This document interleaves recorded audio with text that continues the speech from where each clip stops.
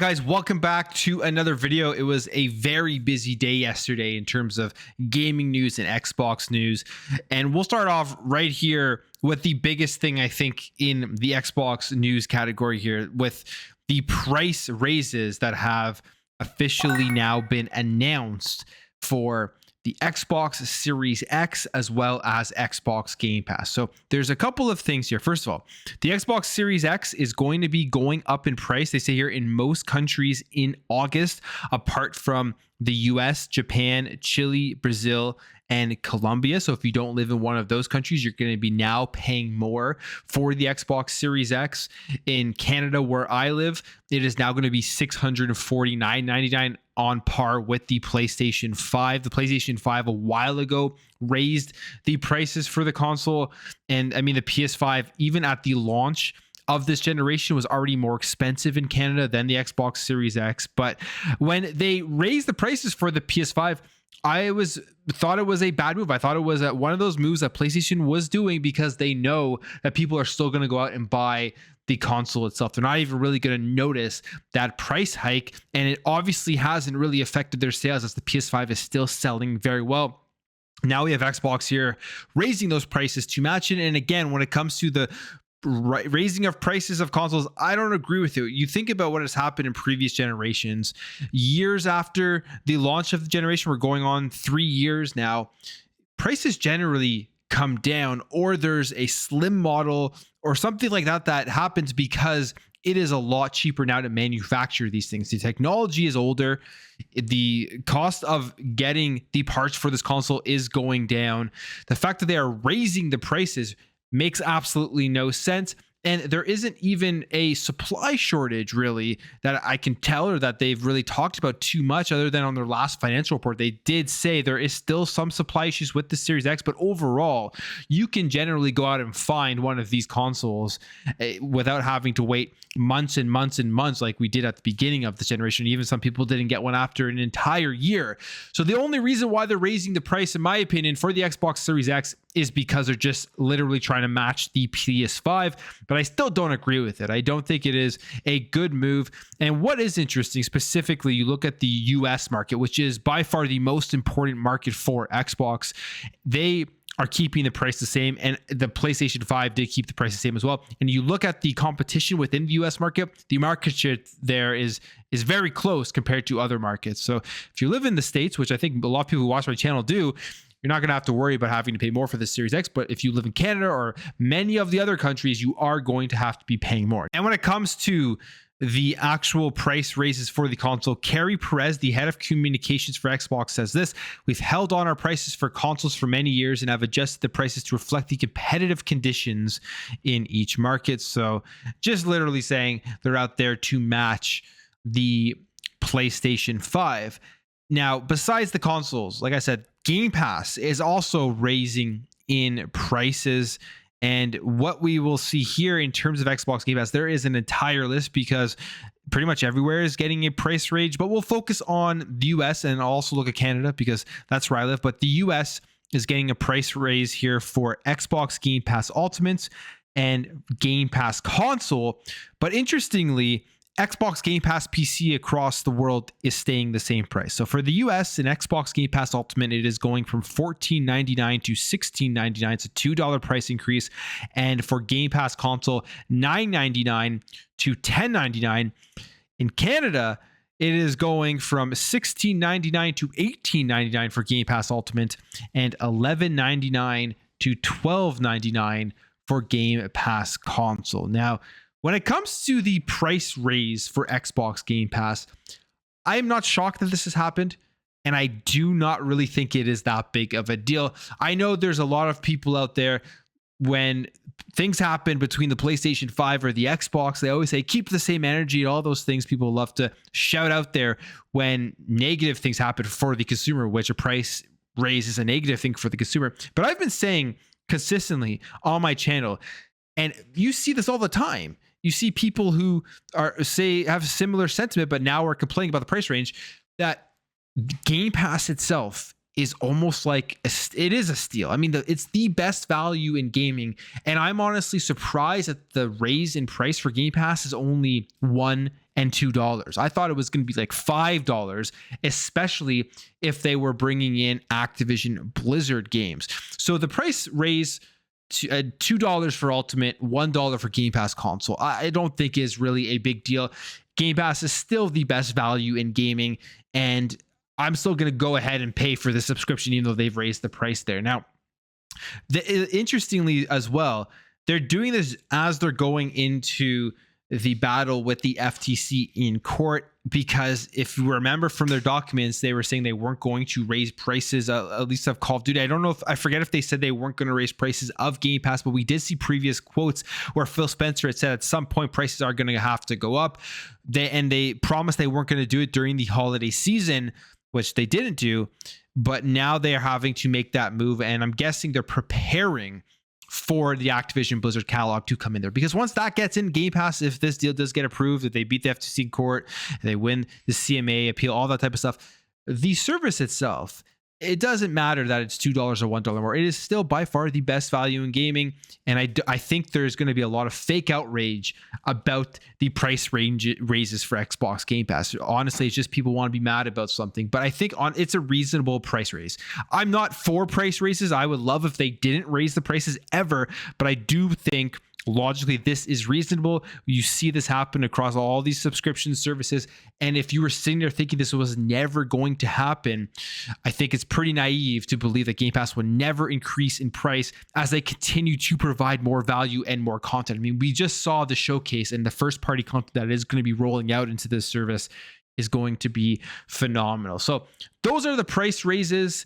Again, console bad, Game Pass I don't think really matters at all, but it is what it is. So the other thing people have a question about is, why did they not raise the price for PC Game Pass? The first thing I think pops into most people's minds is the fact that there are less games on PC Game Pass, but it really isn't that massive of a difference.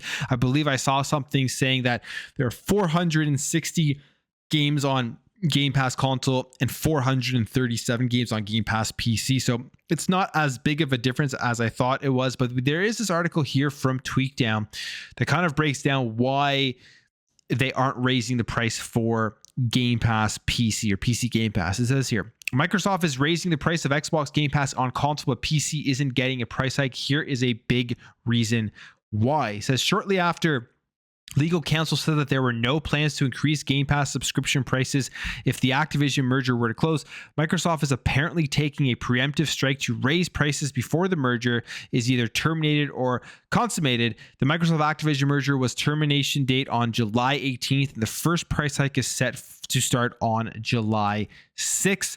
The PC fork of the subscription, which has 437 games available, isn't part of this plan. The short answer is that Game Pass on console is reaching certain saturation thresholds, and Microsoft feels more comfortable shifting the Game Pass strategy. And this is interesting because we did, if you recall, hear Phil Spencer specifically talk about the fact that they actually have probably reached almost the threshold of the amount of people that are going to be signing up for Game Pass on console, whereas the PC market itself is still has a huge market that they haven't reached, and they probably want to get people in there. So raising the prices would turn off more people than try to bring people in. And specifically, this is what Phil Spencer says in regards to all this in terms of Game Pass growth and PC and all that type of stuff. He says, in the terms of growing Game Pass specifically, most of the growth on Game Pass right now is on PC, and it's just because there are hundreds of millions of PC players. It makes sense. It's a platform that has way more players than the console itself. We started there later, and we have to work to become more native on PC and support the platform completely. Most of our growth right now comes from PC. The easiest place for us to grow is actually on PC because you don't have to sell someone a piece of hardware. If you look on Xbox and you say a lot of the players who already own an Xbox are already in Game Pass, which is awesome.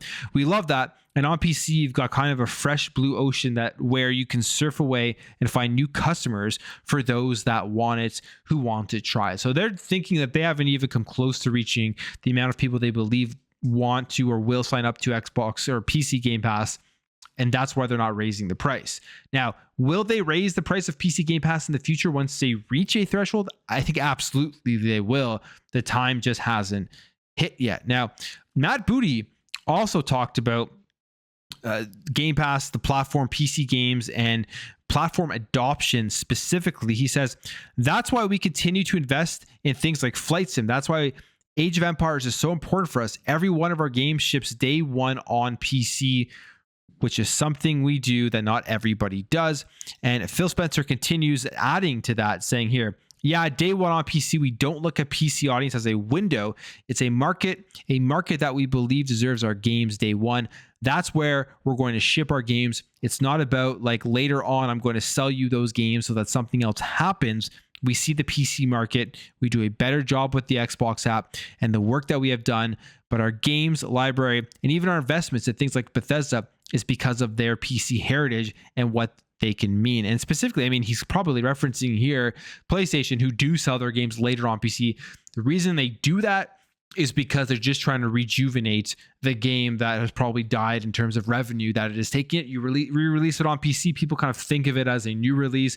You have PC gamers out there that have no interest in buying a PlayStation, but they'll see this game come out and they'll go ahead and buy it and try it out because it's available on their platform. He continues here and says, all I can look at is our users and the business has never been bigger. Earlier, I talked about how we'll do over $1 billion in PC revenue this year, and Game Pass is over 100% bigger now than it was last year on PC, and our player base is almost 50% bigger than it was. Can we do better? Yes, absolutely, and we need to. So, I mean, I think that is pretty much it at the end of the day. Why PC Game Pass hasn't been raised, you could say it's because there are less games, and I think that is a valid point, but it's because they just believe they haven't reached nearly the amount of people they believe they can reach, and they don't want to jeopardize that by raising the price. But again, a $2 price increase, or it would probably be a $1 price increase on PC Game Pass. Would that really deter that many people if they are adding quality games all the time? Honestly, don't really think so, but maybe they have those numbers that would prove otherwise. So that's all the price increase stuff. Let me know what you guys think about all the price increase, but we will move on here to the next thing I do want to talk about. And it's just some statistics here that Sarah Bond has put out. And this is from an interview with CNN. And it says here, Xbox's Sarah Bond dishes on Starfield, Game Pass, and what to expect in 2023 and beyond. I mean, we already know what to expect in 2023 and beyond. Forza Motorsport, Starfield, and then so far we know Hellblade 2, Avowed, and Flight Simulator 2024, plus most likely at least one more game, as they do want to release one game every single quarter. So 2023, 2024 is sounding like it's going to be phenomenal years for Xbox from a first party perspective. But here's something interesting. PC Game Pass players are up 46% year over year. And as we just talked about why they haven't raised the prices, even though Game Pass on PC is growing at a significant amount. This just means they see PC as this market, even after a 46% raise year over year, is still not even close to being fully tapped into in terms of the potential of the amount of people they believe will sign up.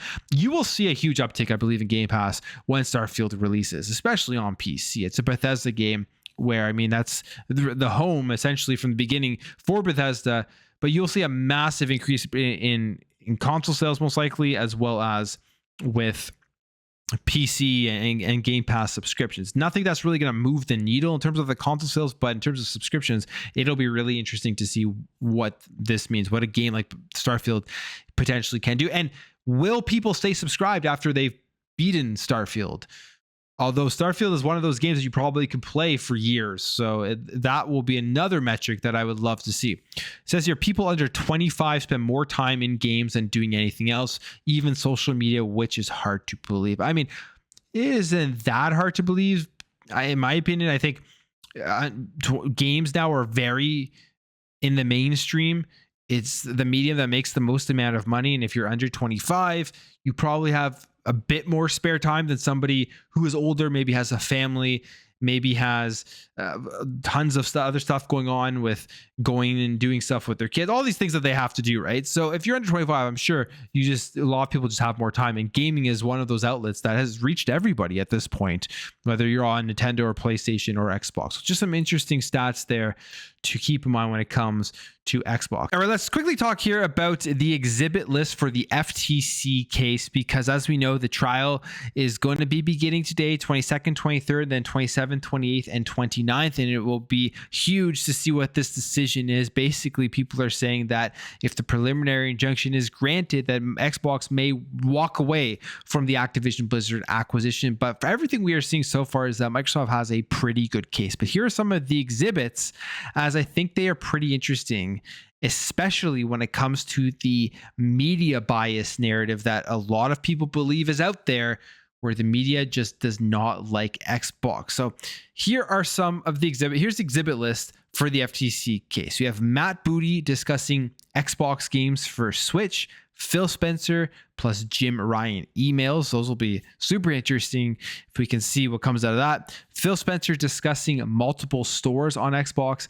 And here is the kicker: Xbox leadership discussing pettiness from Sony and GameSpot's fanboy reviewers. And that is a discussion that we could easily have for a long time. If we look at all of the reviews that do come out, people believe that Xbox does not get a fair shake from reviewers. And one of the reasonings that was coming out recently was because most codes that are requested are for PlayStation codes, meaning that a lot of the people playing these games are PlayStation fans. Essentially, they play these games on PlayStation, and people believe that it reflects in the actual final score for Xbox. And Xbox is going to be using this as an exhibit, basically saying that these review sites give Xbox not a fair shake when it's compared to Sony and to PlayStation, pushing forward that narrative that media just loves to jump on anything negative Xbox, where it's not the same when it does come to PlayStation. I'm very interested to see how this is used and what they do discuss,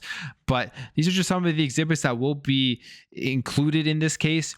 And the trial starting today, like I said, listening to it on a Zoom call will be very interesting, so make sure to go check that out. Let's talk about this here, and it has to do with Final Fantasy 16. Now, I'm actually very excited for Final Fantasy 16. I think this game from the demo is a lot of fun, but it's not perfect, and it hasn't gotten nearly the same amount of backlash as the games even like Starfield, what the 30 FPS announcement have received. There have been now some tests that have come out. So here's El Analista de Bits. Here is their test.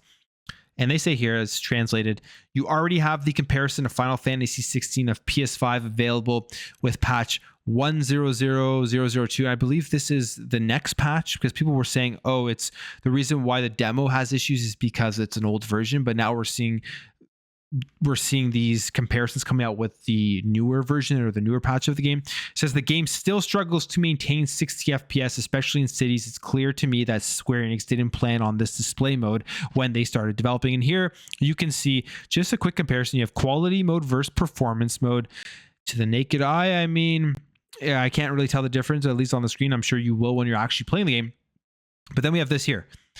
30 FPS, 2160p for quality mode, 1440p. They say 60 FPS for performance mode, and it's not even coming anywhere near 60 FPS. You're getting 30 FPS in quality mode and 37 FPS in performance mode. And this is an interesting discussion I think that this game will create, especially with the upcoming release of Starfield. Now, if you're Square Enix, you announced the performance mode, you've unlocked the frame rate, but you can bet Square Enix had no intention of actually being able to hit 60 frames per second after announcing their performance. So they knew absolutely that that wasn't going to happen, but it takes away a lot of the backlash without the talk about not having a 60 FPS mode. And we're continuously seeing this with these consoles, where maybe at this point going forward, as the games get bigger, as there is more scope, they are demanding more. Maybe these consoles are going to be struggling to hit 60 frames per second for the remainder of the generation with these big AAA games. I don't know if that's going to be the case, because there are those tools, at least on the Series X, like the RDNA 2 stuff, which are apparently supposed to be able to help take off some of the stress from the hardware and improve the frame rates and improve the performance. But we just really aren't seeing that stuff utilized nearly enough. And the other debate that this is going to bring up, would locking this will locking it at 30 frames per second like Starfield is doing, or will playing in quality mode be a better experience than playing in performance mode where your frame rate is jumping up and down and just isn't steady, and you're getting taken out of the immersion because of those drop frames, which is something that, I mean, Todd Howard specifically said was his creative vision. People are continuously saying the creative vision for Starfield was the resolution, 4K, all that stuff, and the fidelity. But I think the creative vision of Todd Howard is being immersed in the world and not being taken out of that world from technical glitches. And if you're not going to be able to hit a steady frame rate where, depending on where you are, the frame rate is going to stutter, it's going to take you out of that immersion. I think that's the main reason why Starfield is going to be 30 FPS. Will that have the same effect here in Final Fantasy, especially with fast-paced action, as we are seeing? This is very much like Devil May Cry. But again, I am excited for this game. I am still going to be playing Final Fantasy 16, just like I'm going to be playing Starfield, probably both around the 30 FPS mode. That's just kind of the reality of where these games are right now with consoles. But I am going to leave the video there, guys. If you did enjoy this video, please hit that thumbs up. If you are new here, hit that subscribe, and I'll catch you guys in the next video.